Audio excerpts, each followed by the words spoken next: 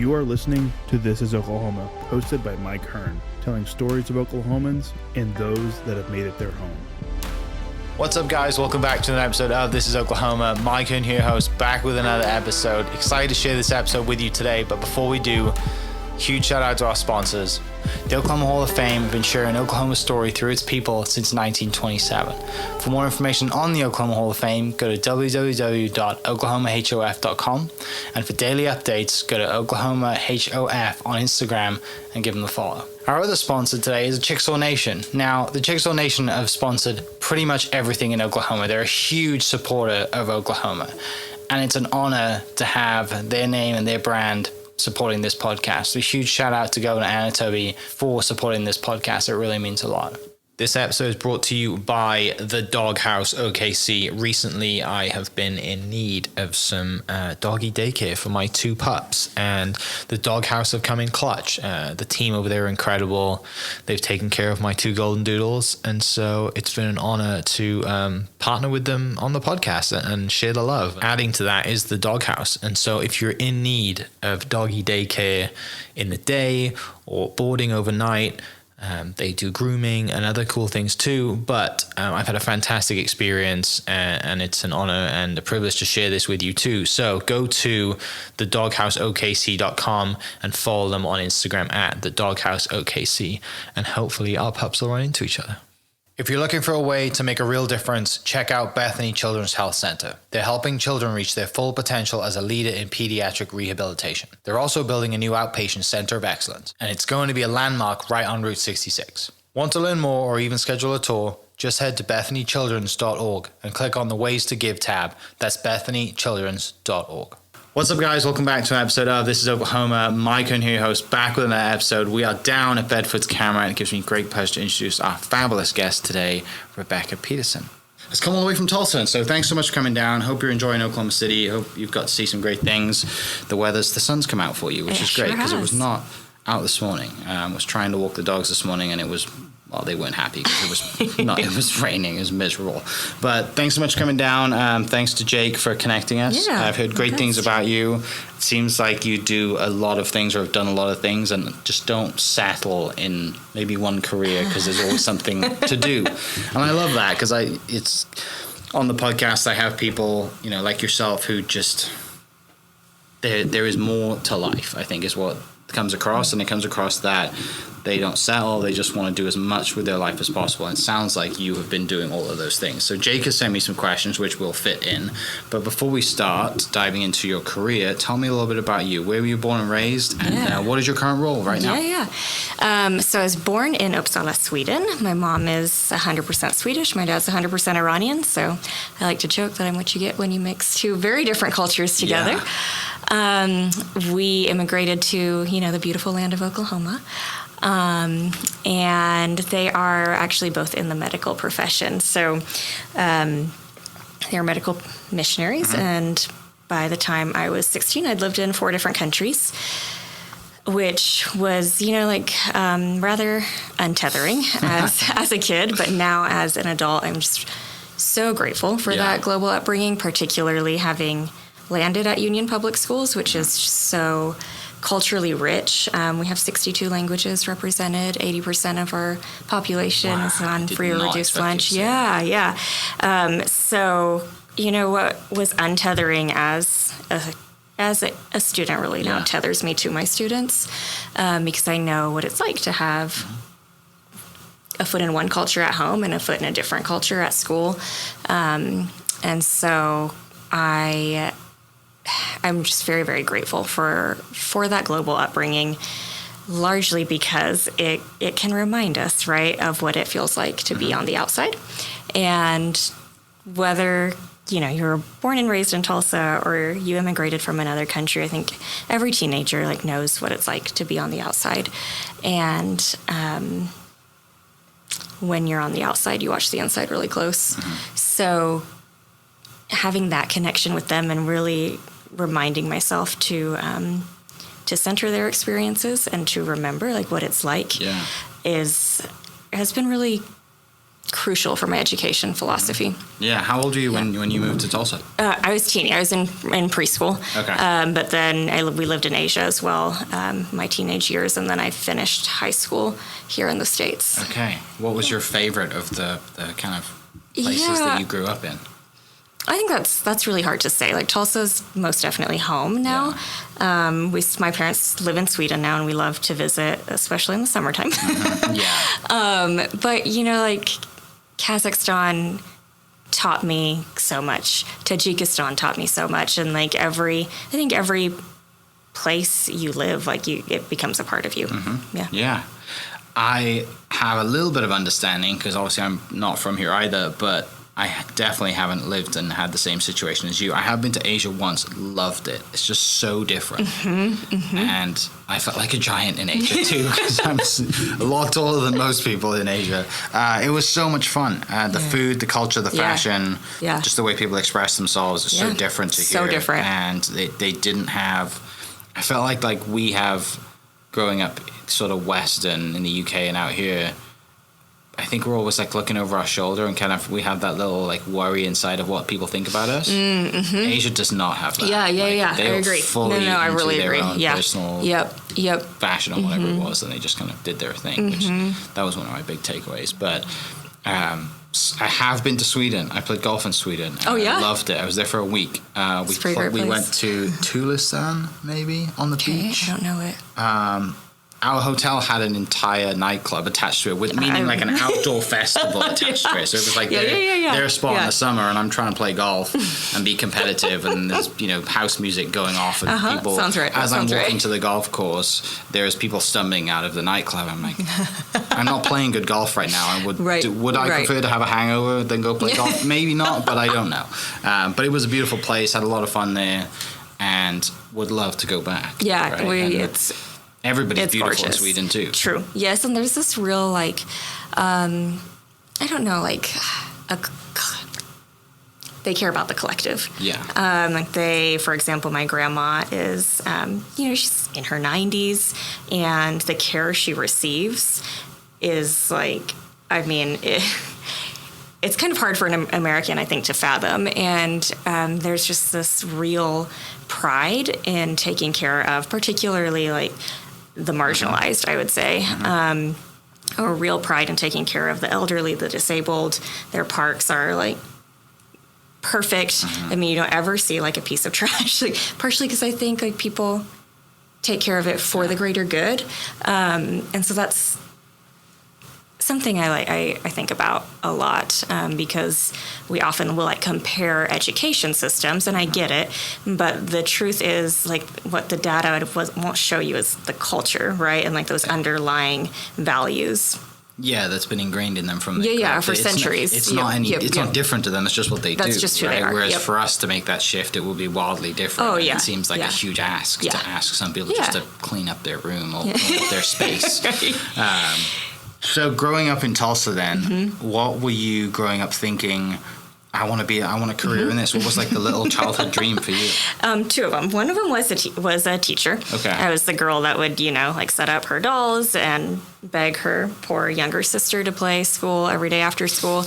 And kind of like whatever grade I was in was the grade I wanted to teach. So really I went to college, having been really privileged to take some concurrent classes. So I went into college thinking I was going to be a college professor, or work for the NSA, because they hire the most mathematicians in the country. So I was either going to be a secret agent or a professor, as one does. So I got my bachelor's in pure mathematics from the University Oklahoma Wesleyan University in Bartlesville, where I met my fantastic husband. And he's from South Dakota. So then we moved to South Dakota to both get our master's degrees. And I got my master's also in pure mathematics with the emphasis in advanced calculus there at the University of South Dakota. What is it about math that Is it like that scene in The Matrix where like I would look at and math, I'm like, this makes no sense to me, but you just count, you're like naturally good at it? Not necessarily. I think for me, it actually stems back to my upbringing, where like having moved so much, like every time we moved, the language changed. So math the culture numbers changed. Was the one thing it right. didn't The food changed, that right? makes total but sense, like yeah. I could look at a sign and the only thing I could make out were the digits, right? Yeah. And so like math was the security blanket for me and the safe place for me. It was like this friend I carried all over, all over the world. And that's then when I realized like I wanted other kids to feel that like meditative, rhythmic, experience of math when you can really like dive into a problem, which we know like kids do all the time when they read books, right? But we don't talk about math in that same like kind of beautiful, creative, safe space. So I got my master's. I planned to teach at the college level. I taught at Tulsa Community College for a year, but interestingly, my assignment was teaching the dual credit courses at Union High School. And so the principal there at the time, Mrs. Lisa Witcher, who's my dear, dear mentor and friend to this day, I can still remember her saying, like, I'd rather you teach 130 of my students than 60 of them. So she took a chance on me, and I got alternatively certified and have been started teaching at the high school there in 2012.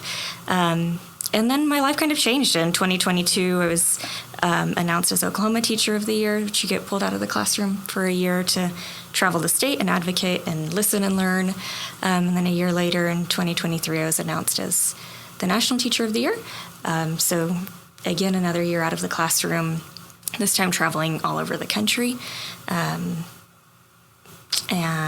that tenure ended about almost a year ago in June. And so now I am home at Union as their teacher leadership specialist, working on teacher retention, recruitment, sustainability. Okay. Before we dive into you traveling around Oklahoma and the nation with the awards, congratulations, by the way, and the awards that you had. The NSA, we can't just skip over the NSA. Where does the dream of the NSA come from before you decide to go to teach at the college level? I think it was one too many episodes of Alias with my dad. Okay.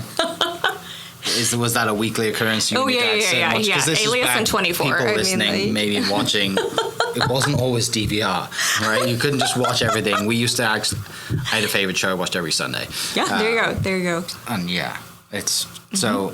Alias with Dad. You thought, Dad, and 24. Do you remember Jack Bauer? Yeah. Then I realized I'm not sure. You have to commit like a good decade to them, and decided. Was Dad disappointed that you didn't go down that road? I don't think so. No. Okay. Yeah, that would have been cool to do that, right? Like, it would have been. Coming from the worldly background that you have. Right. Not a lot of candidates, I assume, have that. So it would have been... Yeah, and it was, we still are in a time, right, where women are really underrepresented in mathematics. And so, that was like, that was an important piece for me too, and continues to be an important piece to like bring that identity and representation to the classroom. Did you compete in mathematics all the way up through kind of college level, high school, like the mathlete type? Yeah. Okay. Yeah, well, more like math fairs. Okay. But it's like always been a really big part of who I am and what I love, and now I get to have a job, where I did. Got to use it every day. When you were up in South Dakota, was there always a thought that you would return to Oklahoma? No, it was pretty ambiguous. I really thought I would go straight into a PhD program, and I was applying, and then we came back for family. Really, my sister was here. We're in Tulsa, and that was really the big draw. That was the big draw. Yeah. How had Tulsa changed by the time you left and came back? That's a great question. That's a really good question. I think maybe I changed more than Tulsa changed, like I left as a teenager and then came back as like a working adult. But now I just love raising a family there. Like we have the Gathering Place and Mother Road and really great schools. It's really, it's home. Like it is home. Yeah, it's and Route 66 Centennial is coming. Yeah. And I know Oklahoma's doing a bunch of stuff for that. Reese over at the Oklahoma Route 66 Association is great, and their office is just down from Mother Road, actually, right next to the Bama Pie Building. Oh yeah. Okay. So right off the street. But yeah, it's I love Tulsa. I love Tulsa from a historical architecture standpoint because Oklahoma City destroyed all its beautiful buildings, and Tulsa didn't. Like the Mayo is one of my favorite buildings. Mayo, yep. Mayo's great, Yep. and all the people there are awesome too. So you come back for a job, come back for family, you get the job as well. When does that timeline line up with you winning Oklahoma Teacher of the Year? How long is that after you come back? So I was teaching at Union. So I did 3 years teaching at the college level, South Dakota and TCC, and then 10 years at Union. Okay. Yeah. How has teaching changed in 10 years with everything lot. that's happening, right? Technology and all that stuff? Like, Yeah. Goodness. It's changed a lot. Technology, and I think for me, the big break is COVID. I know our students are different. We know that their brains are literally scanning differently post-COVID than they were pre-COVID. But yeah, technology has been a massive shift. There feels like sometimes there's so much technology thrown at teachers that we have to really sift through what is meaningful for us in our current timeline in classroom with our current students. One thing COVID really taught me that in conjunction with technology that I would not have really considered had we not been in the crisis of a pandemic was the flipped classroom. And what that looks like is you flip the lesson and the homework. So I would create this video that my students would interact with, and they would watch that at home. And then when they came to class, we would do the calculus together. Okay. And it ended up being so revolutionary that I kept it even post pandemic, even when I didn't have kids quarantined or in and out, right? I just feel like I get to do math with my students and not at them anymore. And that would never have happened without COVID. So I think even in the midst of really tough times and hardships and quite frankly tragedy, there are these gifts tucked into the fabric of those events. Yeah. Still being clearly teaching's a passion, right? Yeah, you wouldn't be continuing to do it. What inspires you daily to keep coming back to work every day? Because I'm sure there are days as a teacher you're just this is not worth my time. I want to go do something else. Absolutely. And you've lived so many different lives and done a lot of other things, which I'm sure we'll get into as well. But you've kind of, like I said, you've traveled the world, you've seen everything. Why still teaching, and why still be teaching in Union? Because of the kids, and quite frankly, because of my faith. I believe that public education is opening doors for students that otherwise those doors would be closed to them. I believe that public education is here to dismantle marginalization and make pathways and create hope. And I think in Oklahoma in particular, poverty remains our biggest obstacle, but poverty is not necessarily the absence of money. I think it's the absence of hope, and public education offers that hope to students. But to your point, it's really, really hard work. And I really had one foot out the door my first year in high school teaching. And I really honestly serendipitously stumbled upon this community blog called One Good Thing. And it was math teachers at the time who were committed to writing something good that happened in their classroom. And they lived by this quote by Alice Morse Earl, who said, "Every day may not be good, but there's something good in every day." And that quote just hit me so viscerally, right? Because I was that's teaching. And so I just started I joined the blog and I started writing something good that happened in the classroom every day. And I just kept writing and writing long after blogs were a thing of the past. It's the one overly committed teacher. And after a decade of writing good things, I had written 1,400 good things that happened in the classroom. Wow. And there's really this evolution that happened for me because I started in like this reactive frame of mind where I would think about like my day in the past until I could think of something like kind of sort of halfway good that happened, like my seating chart worked today, you know? And then there was this shift where I started to like actively notice the good that was happening. And I found like myself being like, that's my one good thing today. You know, like Jose asked me to come to the soccer game, or like one good thing, Maggie asked a question that was not, can I go to the bathroom? And then there was like this final shift that was really proactive. And I started to want to like be the good. And I think people say a lot like, oh, you were gratitude journaling. And I don't think that, maybe it started out that way. I think, yes, it started out as like me writing what I was getting, but I actually think it ended up being me writing what I was giving. And so I think actually it's more like contribution journaling than it was, at least at the end, gratitude journaling. And there's really fascinating research now that shows like, yes, gratitude journaling increases happiness, but contribution journaling actually increases motivation. And so like this whole time I was like, it's the sustaining thing for me, right? And now we have research indicating that, yes, indeed it is. Yeah. Diving into that as well, you know, yeah, it's great to go in every day and feel like, but you have to connect, right? You have to connect with your kids regardless of how old they are. Yeah. And I think it's more, I spoke at OU 3 days ago and I'm sitting there or standing there talking about podcasting and how to connect with people, and you know, and like everyone's on their laptop. I don't think anybody made eye contact once, and I was like, I'm 34 years old. I was like, I'm not that far out of class. Right. It's been 10 years since I graduated, and you know, after the lady who asked me to come in called me after, and she's like, they loved you. I was like, what? They didn't. No one paid any attention. And there was two of us speaking too. We kind of both in podcasting. We were bouncing off each other. And we had a great time talking. We could talk about podcasting. Yeah.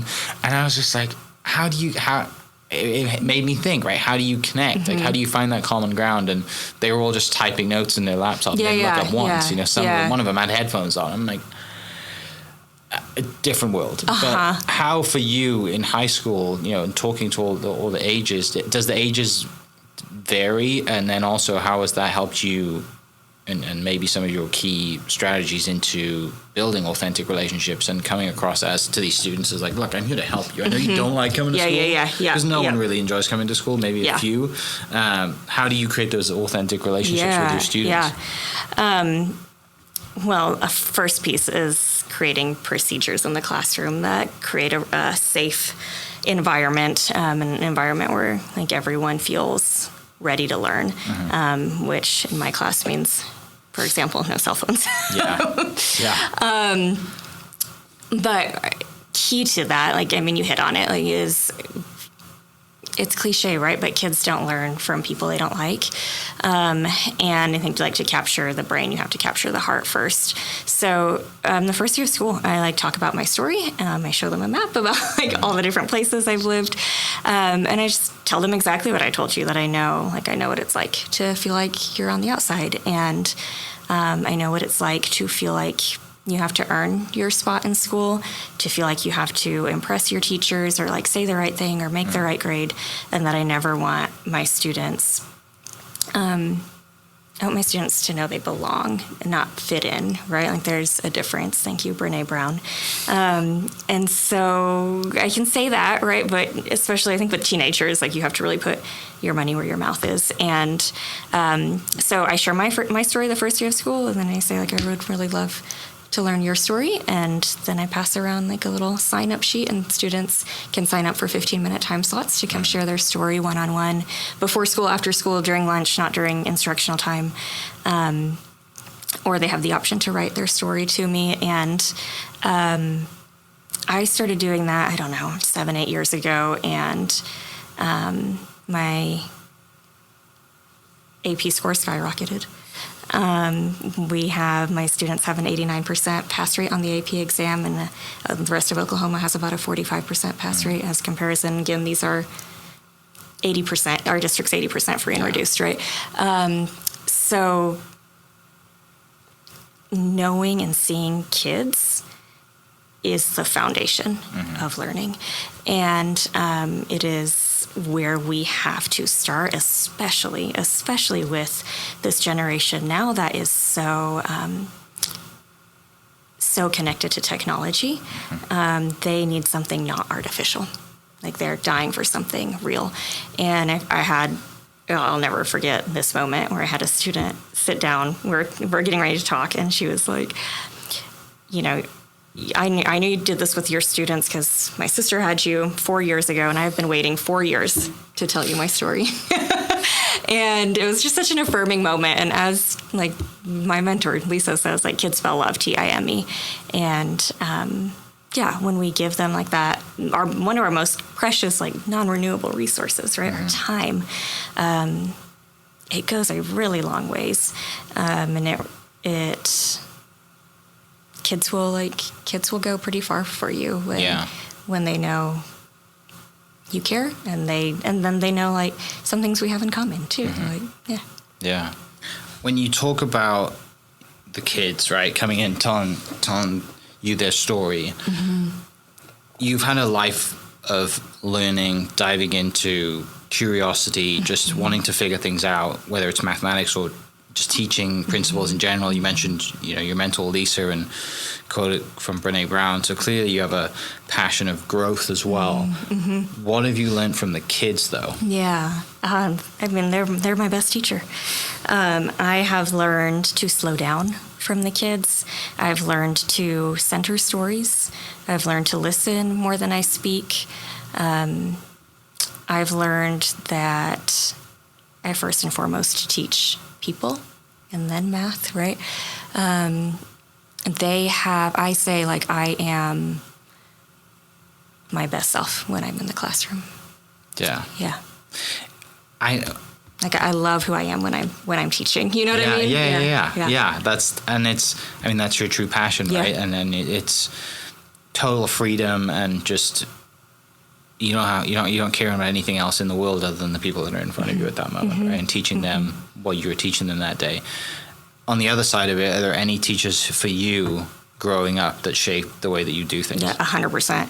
I think about, like, my early childhood teachers in particular. Like, I have videos of me, like, with a very heavy Swedish accent. I was the language learner. Or as my dear friend Juliana, who's the 2021 Teacher of the Year, says, linguistically gifted.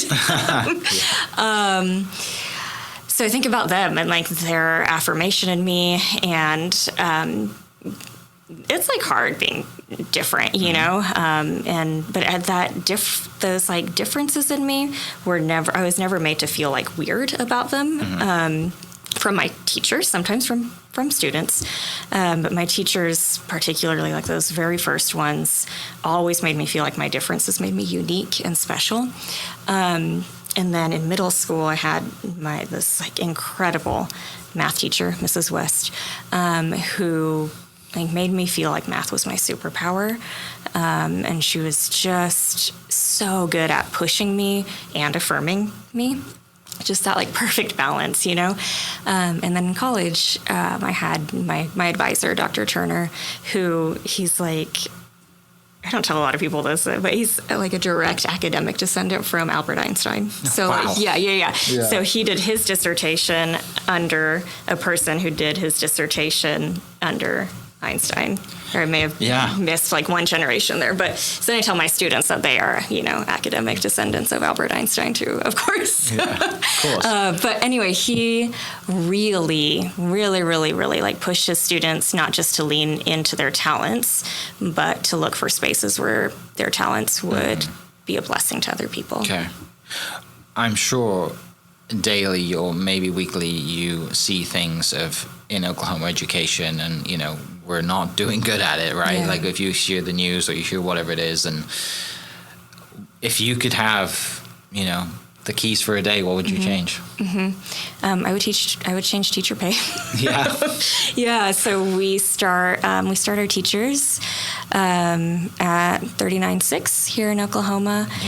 Arkansas like base, the very minimum you can make is $50,000. New Mexico, the very minimum you can make is $50,000. You can move to Dallas and make $62,000. We're so much better than those states as well, right? Not in teaching, clearly, but everything else we are. So, you accumulate like it. Yeah. So, okay, so 50,000 in Arkansas and New Mexico, 62 in Dallas. It takes, if you're on the minimum salary here in Oklahoma, which many, many districts are, it takes 15 years to get to 50,000. In those 15 years, if you were to, cross state lines, you can make $250,000 more. Yeah.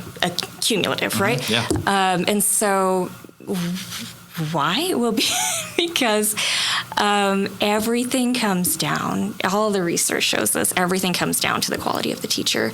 And if we want to increase the quality of Oklahoma teachers, then we have to increase the size of the applicant pool, right? I want my own child, he currently wants to be a teacher, I want him to find that as a really viable and honoring profession. Teachers don't go into this to make millions. They also don't go into this to be on food stamps if they're single moms, or share a 2-bedroom apartment with their 2 kids. This is completely unacceptable. And so that's what I would do. I would start with a significant teacher pay raise, so that like kids who think like they might want to be teachers can, and they don't have adults telling them, don't do that, you won't make enough to survive. Do something else, right? Pushing you into a different industry, even though clearly there's a passion for teaching. In Finland, you have to graduate in the top 1/3 of your high school class to even enter into into teacher pathway. Well, the top 1/3, then you expect them to make a decent living. So if we're going to restore the honor and respect of the teaching profession, then teachers have to make a decent wage. You can't have one without the other. No. Right? And it will, sadly, it might take a while, but it shouldn't, we shouldn't be here in the first place. Let's talk a little bit about your Teacher of the Year and then going into National Teacher of the Year. What does that look like when you get presented that? You win that award, and both of those awards. You spend a year traveling around Oklahoma first. What was that like? It was really amazing. It was really amazing. So in Oklahoma, you have a year of service. And I was selected as our Teacher of the Year. I didn't win an award. I was selected for a job, and it's a job for a year. Pretty cool job, though. It's a really cool nice job. And here have. in Oklahoma, it's not in every state, but in Oklahoma, you're released from classroom duties for a year, and then you're given a lot of autonomy to be like, you get to now work on a passion project. And so I really thought, what do I want my passion project to be? And I thought, I want to intersect the two things that really make me the teacher that I think I am, which was the one good thing, and learning stories. And so I intersected those to create a platform called Teachers of Oklahoma. Are you familiar with Humans of New York? I am, yeah. Okay, so it's like that, where I would go just learn from teachers all across the state, and I would visit them in their classrooms, interview them during their lunch period, and then drive back home and write about all the good that I saw in their classrooms. And then their stories would appear on our social media handles, as well as on the State Department's website, and on full page ads in their local newspapers. So it's really, really important for me to take this little spotlight that I got and to shine it on the incredible teachers all over our state. So that was really a year of a lifetime, and I, had never known state's geography better than I had that year. Driving all over, I put thousands and thousands of miles. You also get a car for the year.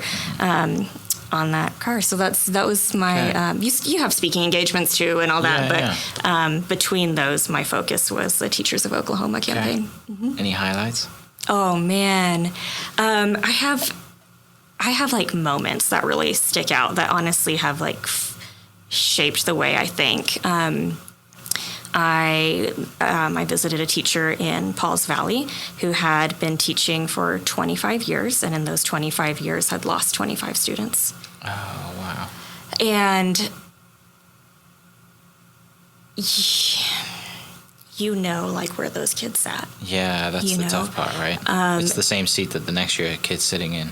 Or the next day. Next day. Yeah. Oh, and wow. so for her to have to be there for her kids the next day sometimes, and then no one's really taking care of the teachers was so, I think about it, so she said these words, she's like, we're trauma-informed for students, but we are not trauma-informed for educators.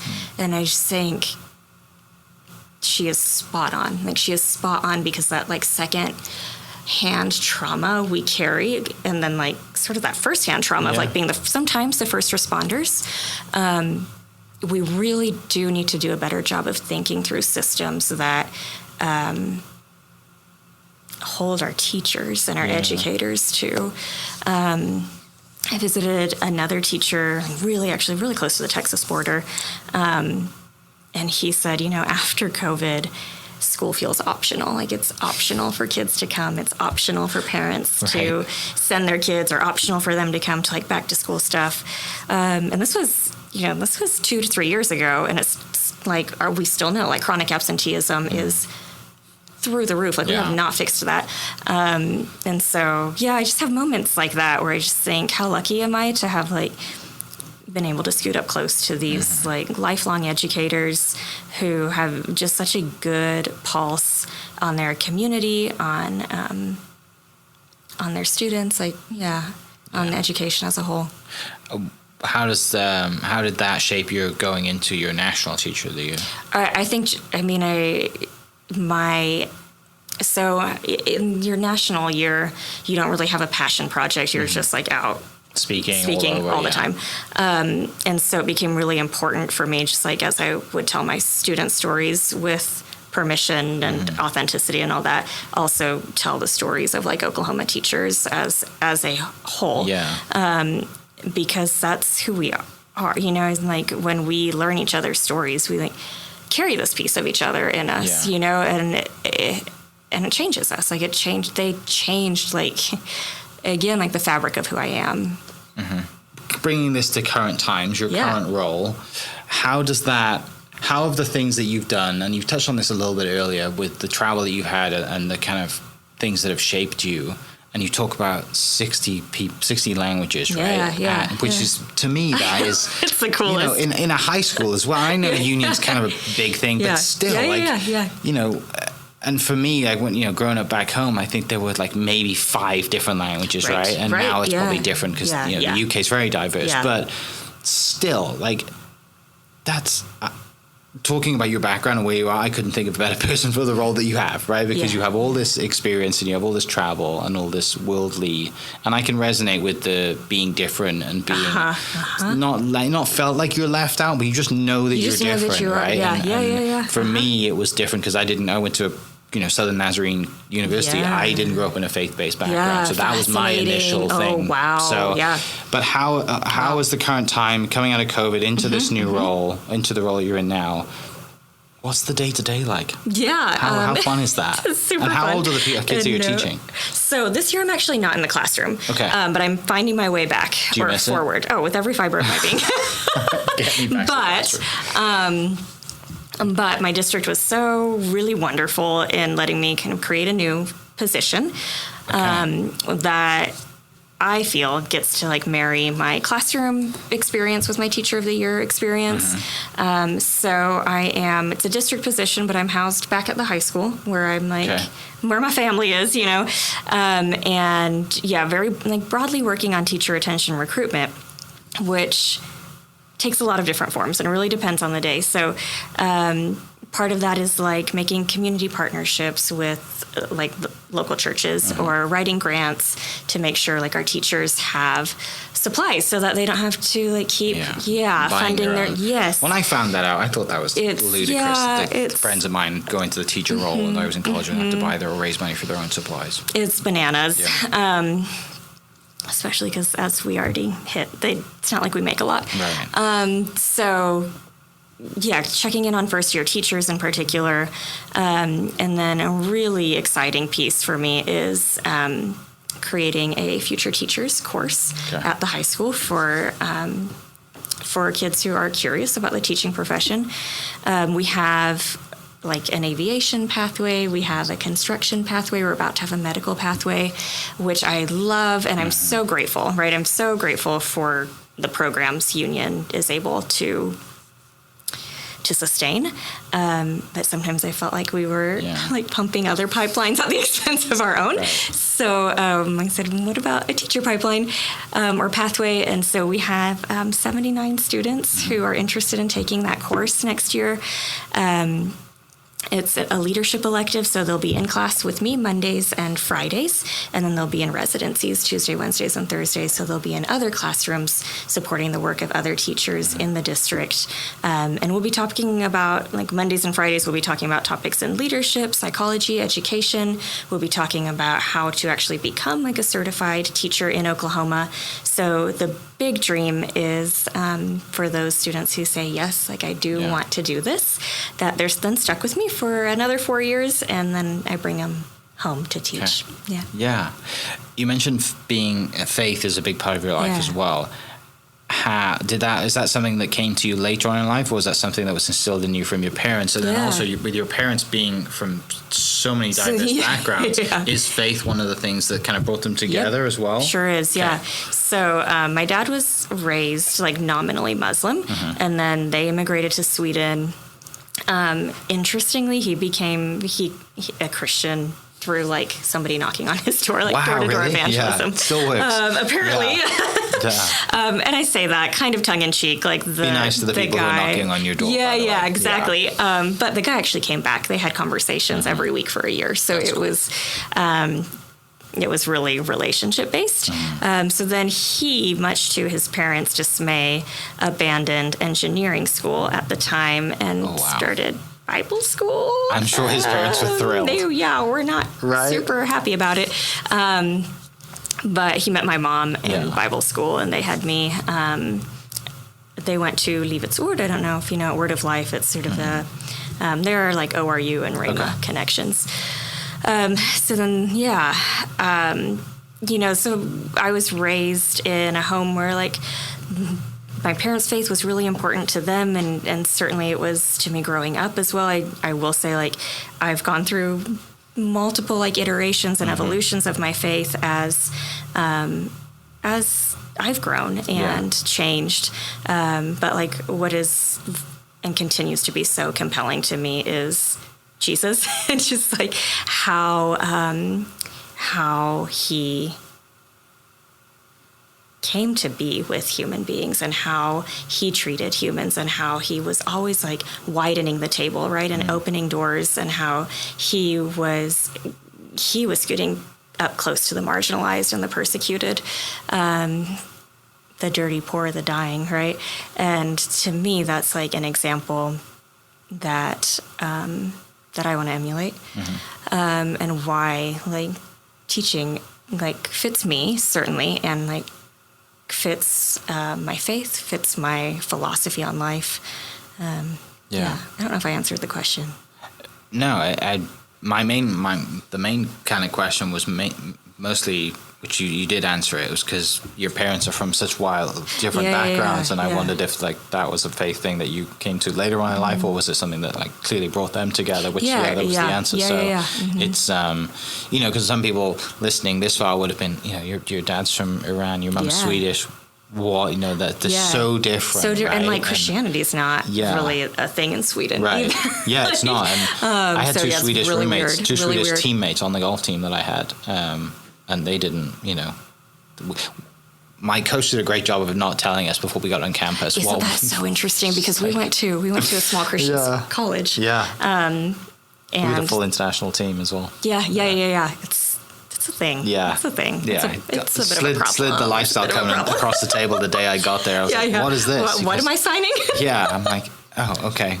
Sure, whatever. Yeah, it's fine. Oh gosh. But, it is fascinating, and it's so many, because it's something that can be quite a big topic for a lot of families, right? Especially if you're butting heads or you're going up a different way or you're raised a different way. And, you know, you meet someone's parents and they're raised totally different, and, you know, faith is you know, I mean, there were wars fought over it, right? Like, it's a big deal, and it still is. It's a big deal. And even within, like, the same faith, like, it looks, and in the same family can look very different, you know?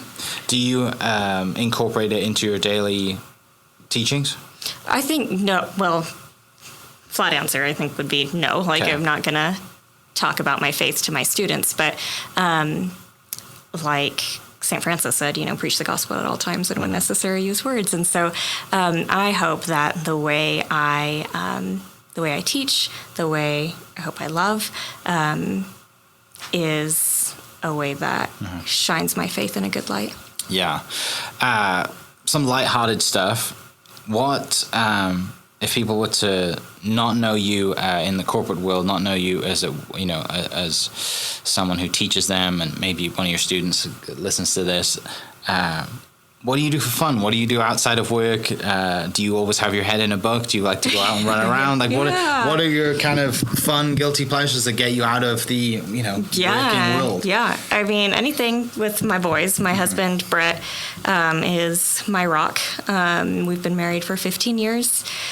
He actually took the whole year off last year when I was traveling to support our son, Jonas. It was really incredible. So anytime I get to be with them,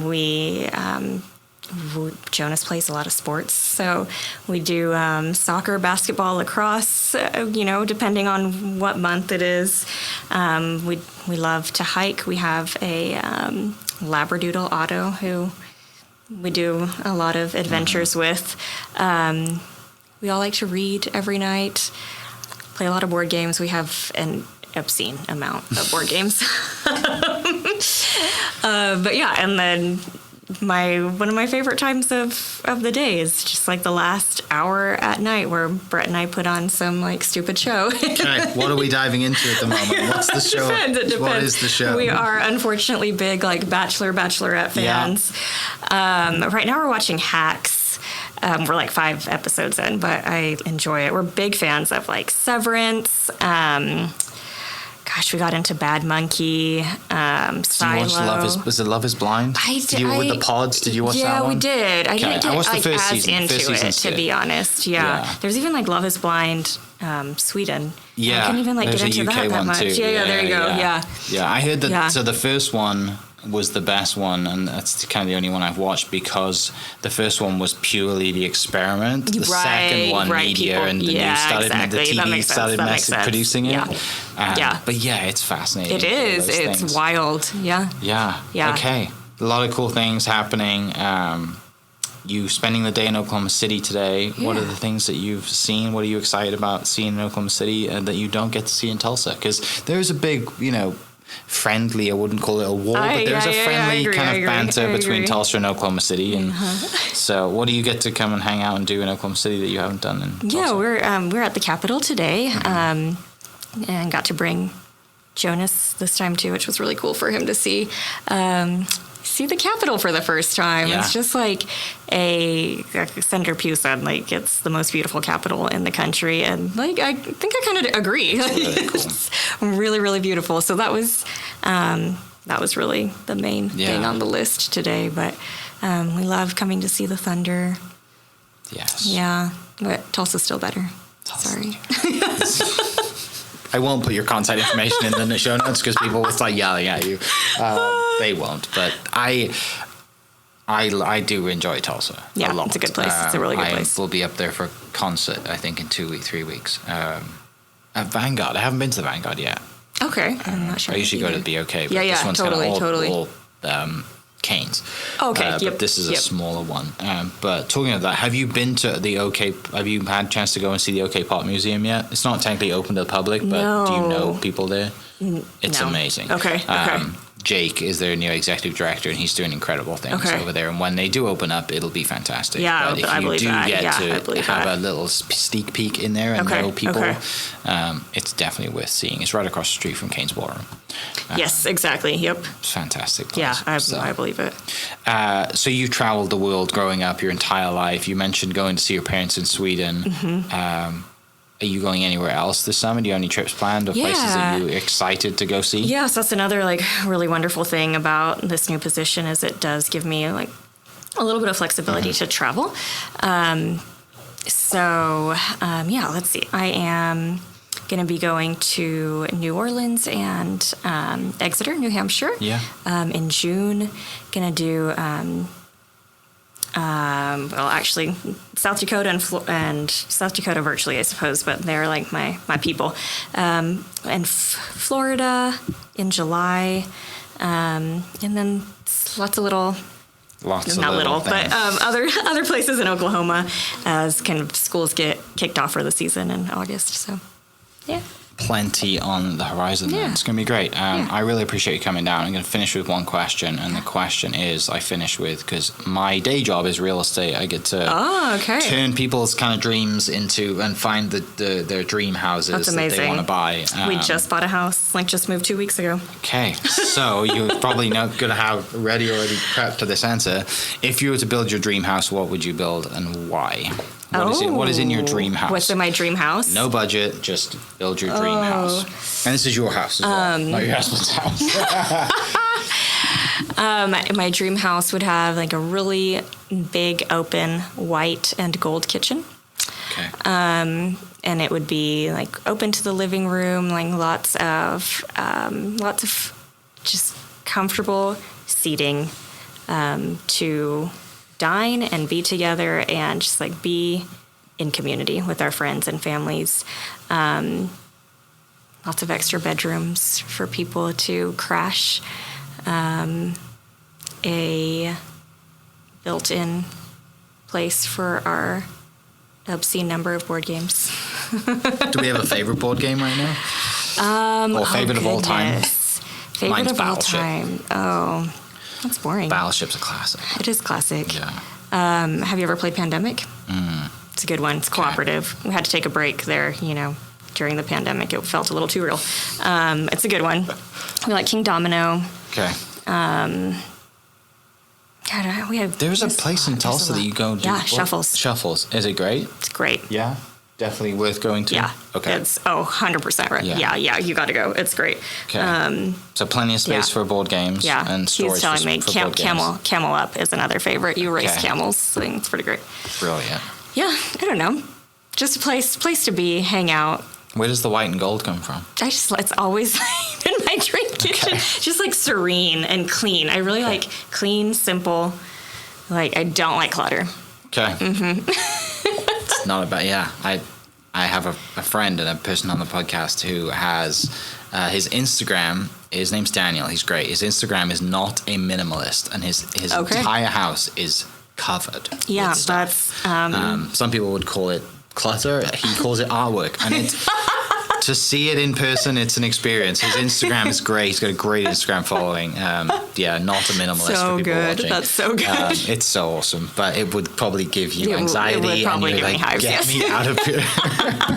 But awesome. Well, thank you so much for coming in. I really appreciate your time. Thanks for having me. Safe travels back to Union, and excited to hear and to do this again in 5-10 years and hear the impact that's happened and hear some stories, I'm sure, from the kids that you've had in class, and it's always great when they come back and you see them 10 years later, and hopefully they're teachers, right? Hopefully they're teaching math, right? Right. So I'm excited. Brilliant. Well, thank you so much for coming on the podcast. Really appreciate it. Thanks for having people me. listening, I will put if Rebecca wants to put her contact information in the description down below, I'll put it right there. But if not, thanks for watching. We'll catch you next episode. Cheers. Hope you guys enjoyed that great episode. Thank you so much for listening. As always, huge shout out to our sponsors, the Oklahoma Hall of Fame, sharing Oklahoma story through its people since 1927. For more information on the Oklahoma Hall of Fame, go to www.oklahomahof.com and follow them on Instagram for daily updates at oklahomahof. Our other sponsor, the Chickasaw Nation, amazing sponsor. They do amazing things for the state, and they're always sponsoring something in Oklahoma. They're a huge supporter of Oklahoma, and without their support, we wouldn't be able to do what we do. This episode is brought to you by the Doghouse OKC. Recently, I have been in need of some doggy daycare for my 2 pups, and the Doghouse have come in clutch. The team over there are incredible. They've taken care of my 2 golden doodles, and so it's been an honor to partner with them on the podcast and share the love. And adding to that is the Doghouse. And so if you're in need of doggy daycare in the day or boarding overnight, they do grooming and other cool things too, but I've had a fantastic experience, and it's an honor and a privilege to share this with you too. So go to thedogHouseOKC.com and follow them on Instagram at thedogHouseOKC, and hopefully our pups will run into each other. If you're looking for a way to make a real difference, check out Bethany Children's Health Center. They're helping children reach their full potential as a leader in pediatric rehabilitation. They're also building a new Outpatient Center of Excellence, and it's going to be a landmark right on Route 66. Want to learn more or even schedule a tour? Just head to bethanychildrens.org and click on the Ways to Give tab. That's bethanychildrens.org. Thank you for listening. We are inspired by those around us and hope that you are too. Make sure you subscribe to this podcast on your favorite podcast platform and leave us a review so we can keep telling your stories. For more great Oklahoma content, follow This Is Oklahoma on Facebook and Instagram.